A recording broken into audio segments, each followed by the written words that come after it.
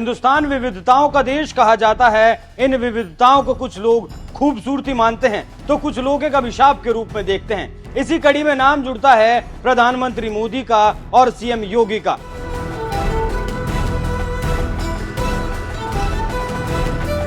एक देश के कुछ लोग जो खुद को धर्मनिरपेक्षता की चाशनी में लपेटे रहते हैं, उनका मानना है कि मोदी मुस्लिम विरोधी हैं और वक्त वक्त पर इस बात को साबित करने के लिए वो खड़े होते रहते हैं और मुंह की खाते भी हैं। मोदी को जिन मुस्लिमों का विरोधी बताया गया, उन मुस्लिमों ने ही ऐसे लोगों को करारा तमाचा मारा है। जब पीएम विदेशी दौरे से वापस आए थे तो उनका एक जबरा फैन पालम एयरपोर्ट पर मौजूद था, जिसका कहना था कि दिल चीर कर देख लो, मोदी ही मिलेंगे। ये अकेली तस्वीर नहीं थी जो पालम हवाई अड्डे से सामने आई थी, ऐसी तमाम तस्वीरें हैं। उन्हीं तस्वीरों में से एक तस्वीर की आज बात करेंगे।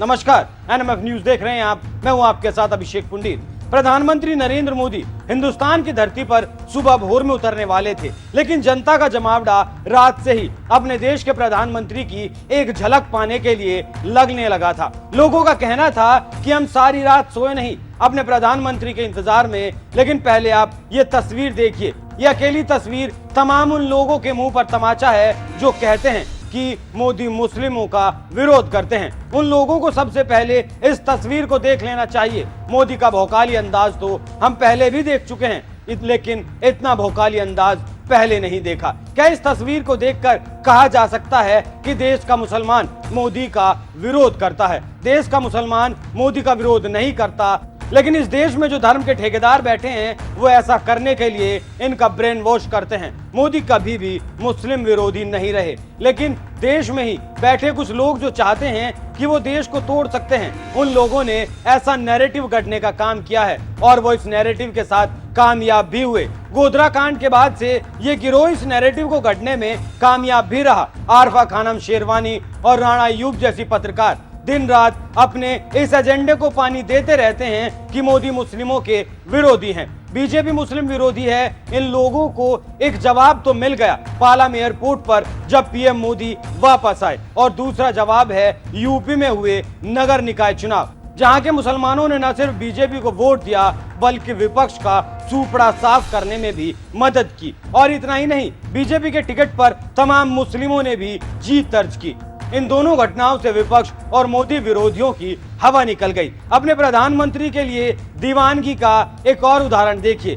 नाम है नुरशीद अली। खुद को मोदी भक्त बताने वाला नुरशीद अली नाम का ये लड़का पिछले 9 सालों से पीएम मोदी की एक झलक पाने के लिए इंतजार कर रहा था, और इसी इंतजार को खत्म करने के लिए नुरशीद अली भोर में ही पालम एयरपोर्ट पहुंच गया, जहां पीएम मोदी का विमान उतरने वाला था। उसे ये उम्मीद थी कि विमान से उतरते हुए वो प्रधानमंत्री मोदी को देख सकेगा, इसलिए वो भोर में ही एक पेंटिंग लेकर एयरपोर्ट पहुंच गया। एबीपी न्यूज से बात करते हुए नुरशीद अली ने बताया, जैसे ही मुझे पता चला कि पीएम मोदी यहां लैंड करने वाले हैं तो मैंने रात भर जागकर उनकी ये पेंटिंग बनाई। रात 10 बजे पेंटिंग बनानी शुरू की और 2 बजे जाकर पेंटिंग पूरी हुई, जिसे लेकर भोर में ही एयरपोर्ट पहुंच गया पीएम मोदी की एक झलक पाने के लिए। जैसे हनुमान जी ने अपना सीना चीर कर दिखाया था और दिल में प्रभु श्री राम थे, ठीक वैसे ही नुरशीद अली ने भी कहा कि मेरा सीना चीर कर देख लीजिए, मोदी ही निकलेंगे। पिछले दिनों यूपी के सहारनपुर से भी एक वीडियो सामने आया था। नाम है खुर्शीद मलिक और वो एक मदरसा चलाते हैं। उन्होंने भी मोदी के लिए खूब कसीदे पढ़े थे।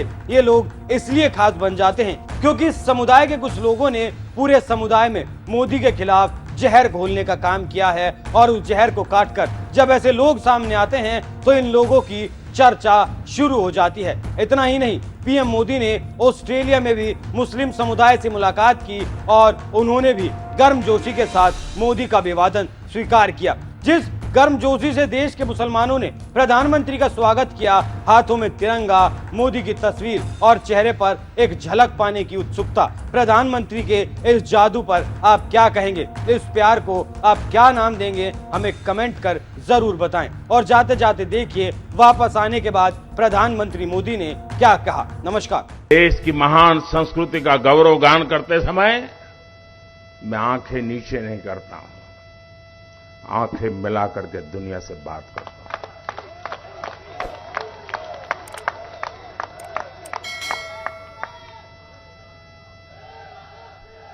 और ये सामर्थ्य क्यों आया है? ये सामर्थ्य इसलिए है क्योंकि हमारे देश ने पूर्ण बहुमत वाली सरकार बनाई है। आप सबने देश को पूर्ण बहुमत वाली सरकार बनाई है। और जब पूर्ण बहुमत वाली सरकार का प्रतिनिधि विश्व के सामने जब कोई बात बताता है तो दुनिया ये विश्वास करती है कि ये अकेला नहीं बोल रहा है, 140 करोड़ लोग बोल रहे हैं।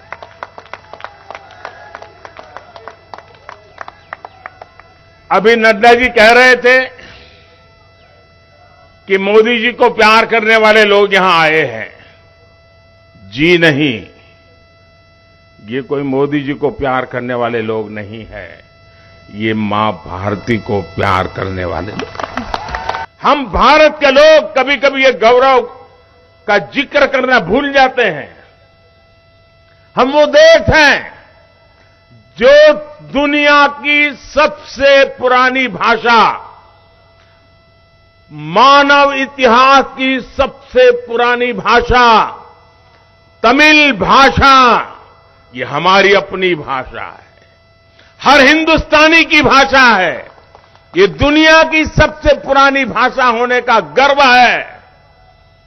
और जब मैं पीएनजी में वहां के गवर्नर, जिनके पूर्वज भारतीय हैं, उन्होंने तमिल भाषा का महान ग्रंथ तिरुकुरल का पीएनजी की भाषा में भाषांतर किया और उसका लोकार्पण करने का मुझे सौभाग्य मिला। आप कल्पना कर सकते हैं कि हिंदुस्तान की इस महान विरासत को आज दुनिया कैसे पूजने लगी है।